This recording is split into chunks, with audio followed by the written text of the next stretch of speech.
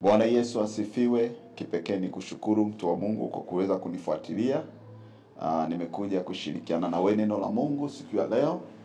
Tamani sana tujifunze kutoka kwenye kitabu cha Yoshua. Kuna somo lenye kichwa kinachosema miji mitatu unayopaswa kuiondoa katika maisha yako. Somo letu lina kichwa kinasema miji mitatu unayopaswa kuiondoa kwenye maisha yako.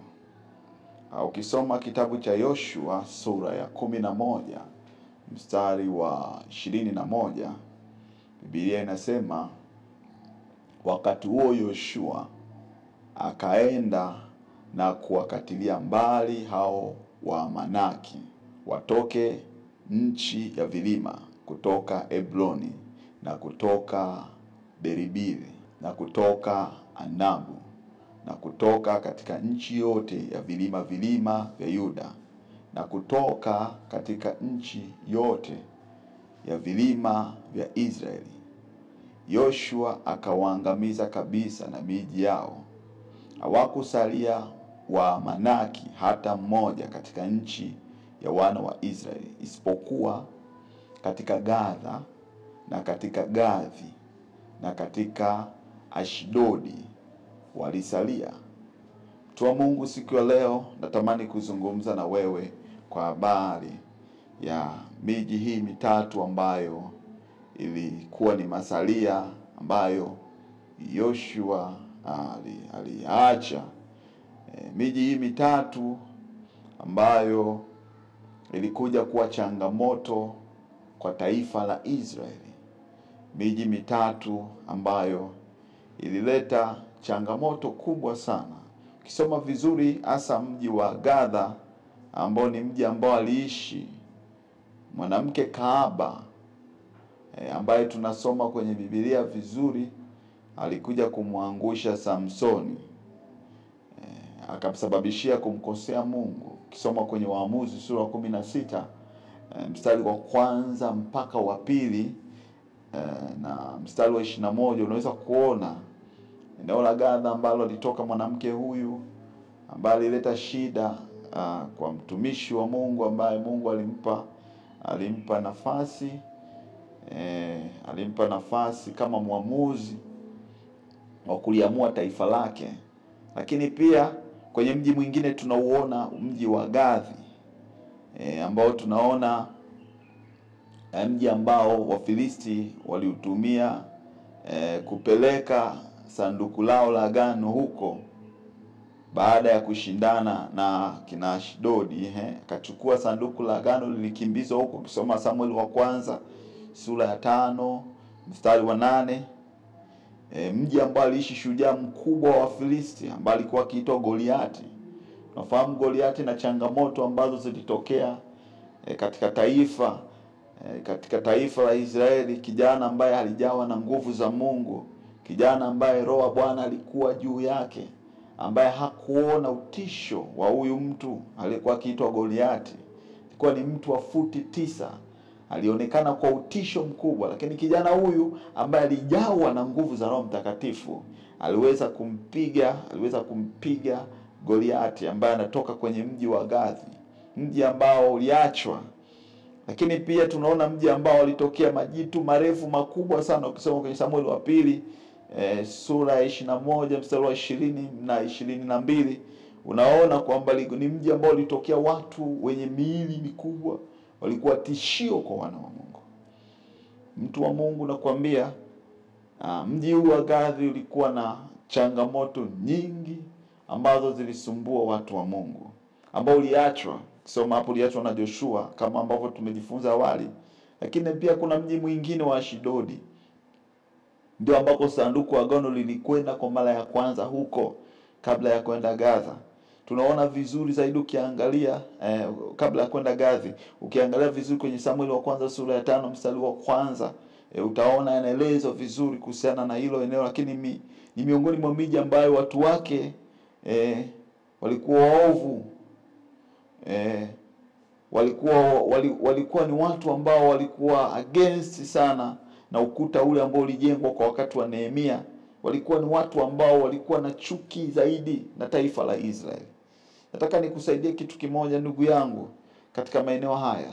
Wakati Bwana anazungumza kuhusiana na kuipiga miji hii, walipoacha wana wa Israeli kupiga hii miji hii, wakaachia masalia yao, ndio ambao tunakuja kuona matokeo yalitokea mabaya kwa taifa la Israeli kutokea watu wa maeneo ya hii miji. Ndugu yangu nikwambie kitu kimoja, ili uweze kushinda katika maisha ya kiroho, unatakiwa uhakikishe vyote vibaya, vyote ambavyo ulipaswa kuviondosha katika maisha yako, viondoke. Hii itakusaidia kushinda katika kushindana. Jambo la muhimu sana ni kusaidia ndugu yangu, kwa sababu maisha leo ya watu wa Mungu wengi, waasi ambao wamekubali kumpa Yesu maisha yao, huwa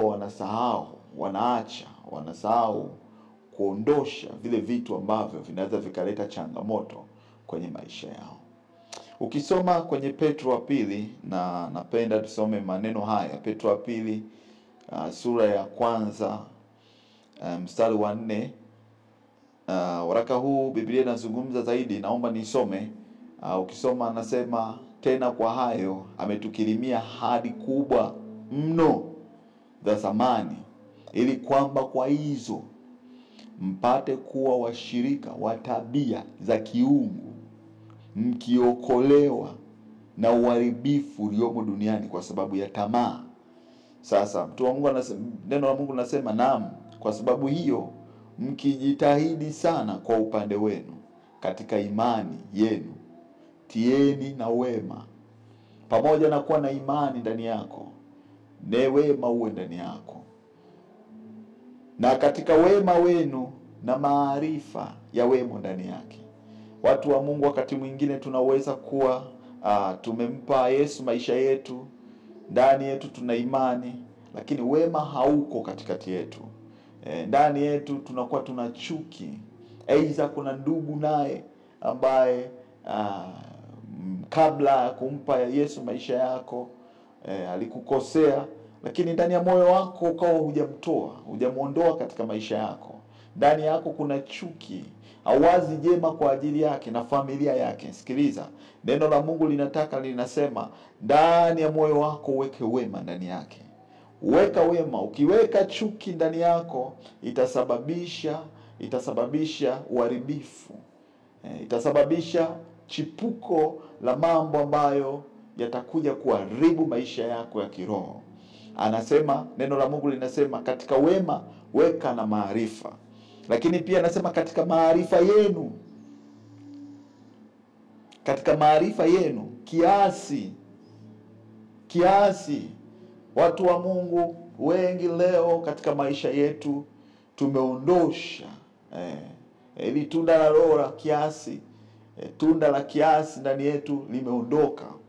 Wakati mwingine tumejikuta tumebeba ile hali yetu ya awali ya kufanya mambo kwa kupitiliza. Na ngombe ndugu yangu, kama lilivyofanyika katika miji ile mitatu, kwa kuachia. Ukiacha upitilizo katika huduma, katika kila maeneo na vitu unavyovifanya, mavazi na kadhalika, ndani yako kutaibuka vitu ambavyo vitakuja kuharibu maisha yako ya kiroho. Anasema katika kiasi chenu na saburi, moyo wa utulivu, moyo unaokubali, moyo unaovumilia, haijalishi ni kwa muda gani. Nimekutana na watu wengi wanashindwa kuvumilia ndani ya maisha yao. Wanashindwa kuwa na subira. Wanaomba, wanafanya maombi, lakini hawana muda wa kukaa na kusubiri kile Mungu alichokusudia nao. Nimekutana na watu wa namna hiyo, lakini Biblia inasema pamoja na kiasi lakini pia tuwe na saburi. Na katika saburi yenu na utauwa. Na eneo la utauwa pia, na katika utauwa wenu upendano wa ndugu. Wako wengi leo wamekuwa na ushirika na Bwana, lakini ndugu zao wanawachukia. Chuki iko ndani yao. Anasema pamoja na mimi nimebadilishwa, lakini huyu ndugu alinifanya hivi, alinidharau, alinitendea sofa, mimi siwezi kuwa na ushirika na yeye, sitafanya ushirika na yeye. Biblia inazungumza sana kwa eneo hili kwamba pamoja na utaua na maisha mazuri unataka kiroho, lakini kuwe na upendano wa kupendana ndugu. Pamoja na hali nzuri ya maisha mazuri ya kiroho, lakini lazima umpende ndugu yako. Ukisoma kwenye Wakorinto wa kwanza sura ya 13, anazungumza sana Biblia, inazungumza sana kwa eneo hilo. Paulo anazungumza sana, anasema japo kuwa unasema kwa lugha za malaika na wanadamu, lakini ndani yako kama hauna upepo au una upendo, ni bure. Biblia inakutaka upende. Na ukisoma zaidi anasema upendo ufadhili. Upendo ufadhili. Upendo kwa lugha nyingine unahitaji kujitoa kwa watu wengine. Unahitaji ufanye kwa watu wengine. Upendo usukuma kutenda jambo jema kwa ndugu yako. Haijalishi anakupenda, haijalishi akupende, lakini moyo wako ufanye kupenda ndani yake. Lakini pia anasema katika kupendano wa ndugu, katika upendano wa ndugu, upendo. Jamani, upendo ni jambo kubwa sana katika maisha yetu ya kiroho. Na leo ni ajabu sana, unaweza ukasema mimi nimeamua kweli kumfuata Yesu, lakini ndugu yangu yule sitasubutu kumpenda. Neno la Mungu alitutaki hivyo. Kati ya amri kubwa Bwana anazisema, ya kwanza ni upendo. Upendo ni ya muhimu sana. Upendo ni jambo la muhimu sana. Kumpenda Mungu kwa moyo wako wote, na pia kumpenda jirani yako kama unavyojipenda mwenyewe. Upendo unafunika mambo yote mabaya. Upendo utahesabu mpaka idadi. Bwana Yesu asifiwe. Kwa hiyo mambo muhimu sana kuyaweka katika moyo wako. Kama miji mitatu ambayo Israeli ambayo watoe Gathi, watoe huo mji, waitoe miji hii ya Ashdodi, aitoe miji wa Gaza, miji hii ambayo iliacha, iliibua vitu ndani yao. Wakatoka watu ambao walikuwa na changamoto. Na leo rafiki yangu, kama ndani ya moyo wako hutatoa chuki, hutatoa ndani yako moyo wa kutokutamani kushuka, unyenyekevu, roho ya chuki ndani yako kama haitatoka, kutokuwa na kiasi kama utaiondoa ndani ya moyo wako, moyo wako kama hautakuwa na subira, moyo wako utakuwa na subiri, kuwa na moyo wa kusubiri utaua. Kama utayatoa hayo katika maisha yako, yataangamiza maisha yako.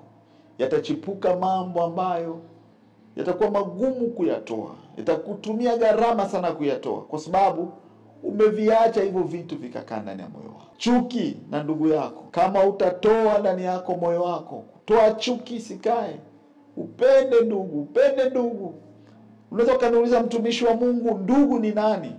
Ukisoma vizuri kwenye maneno ya Mungu, ukisoma vizuri, ndugu au jamaa au jirani au anayezungumzwa hapa ni mtu wa namna gani? Ni yule ambaye uko naye kwenye jamii yako. Yoyote ambaye uko naye, ndugu yoyote, haijalishi ni wa namna gani, huyo ni ndugu yako. Mpende, maana Mungu anampenda. Mungu ni upendo, anatupenda sote. Amekupenda wewe. Yeye hachagui, haangalii majira gani. Wakati mwingine tunapata vyote, Mungu anatutendea. Kwa hiyo ni wakati wako wa kumpenda ndugu yako. Mungu akubariki.